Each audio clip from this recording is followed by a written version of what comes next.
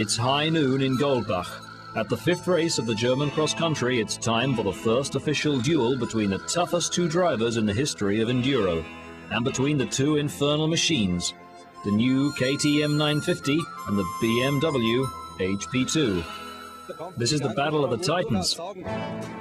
The 950 Super Enduro was developed in lightning speed to stand up to the HP2, which appeared early in the year. Can it provide Giò Sala with a direct route to victory? It's interesting because we have the two-cylinder and there's a new class. So, an opponent to take very seriously. The 41-year-old has been Enduro World Champion 5 times, so Simo Kirsi is expecting a really hard fight, which has rather been missing up to now as a result of the lack of any competition in his class, the 100 horsepower plus. For sure it's comparable for our machine, so it's always dangerous. Yet the worries seemed unfounded. Even at the start, the HP2 proved itself to be clearly superior. Simo catapulted the BMW into 4th place, while at first Sala could hardly be seen for clouds of dust.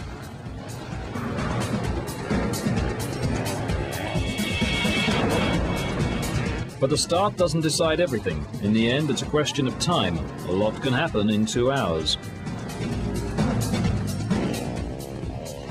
Despite all this fierce competition, the fun factor is written large, isn't it? Maybe a little bit, but it's always racing. And of course it has to be a little bit fun too. I'm really happy that KTM's here. It definitely livens the whole class up, the whole cross-country competition, and makes everything more exciting. They've put up a good fight, but you've got to add our combination of Simo and the HP2, and of course that's a strong team.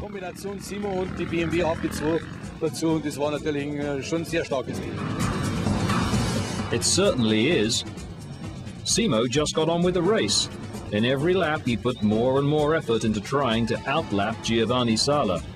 The condition and the strength that these guys can muster to control these heavy bikes, it's impressive. I reckon they've done that really, really well. It was super. In addition to the absorbing duel, the race provided an adrenaline rush for the Enduro team file. Out of all the GCC courses, this was the most troublesome, so the technology had a real marathon to cope with. Well, obviously, with these deep jumps going downhill and the compression that follows it, then the long rutty straights, well, the structure of the bike takes a real battering. That's why we're happy that it's gone so well today, and it seems that this development has really worked.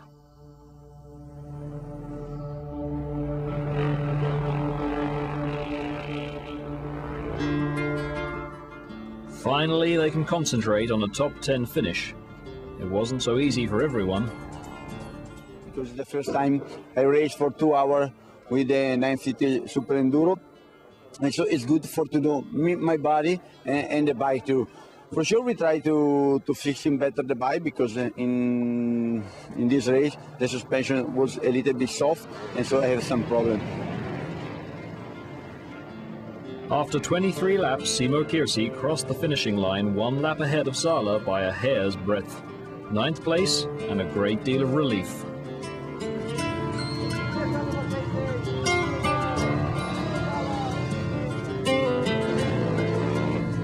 Yeah, we had a good day in that terms, but you know, it was I had difficulties to get a rhythm for riding, but after all, I survived. The way Simo rode today, it was out of this world. Of course, I want to retire. A place in the top 10 was always our goal. A nice, controlled, fast ride.